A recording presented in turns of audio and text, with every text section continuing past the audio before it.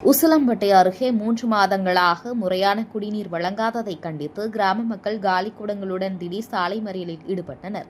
மதுரை மாவட்டம் உசிலம்பட்டி அருகே உத்தம நாயக்கனூரை சேர்ந்த காமராஜ் நகர் பகுதியில் 300க்கும் அதிகமான குடும்பத்தினர் வசித்து வருகின்றனர்.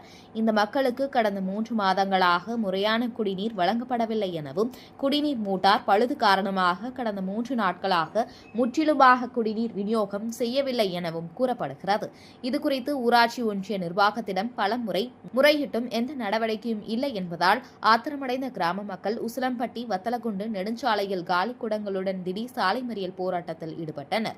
தகவல் அறிந்து விரைந்து வந்த உத்தம நாயக்கனூர் காவல் நிலைய போலீசார் மற்றும் வருவாய் மற்றும் ஊராட்சி ஒன்றிய அலுவலர்கள் சாலை மறியலில் ஈடுபட்ட கிராம மக்களிடம் பேச்சுவார்த்தை நடத்தி விரைவில் குடிநீர் வழங்க நடவடிக்கை எடுக்கப்படுவதாக உறுதி அளித்ததன் பேரில் கலைந்து சென்றனர். இந்த சாலை மறியலால் உசிலம்பட்டி வத்தலகுண்டு சாலையில் சுமார் 1 மணி நேரம் போக்குவரத்து பாதிக்கப்பட்டது.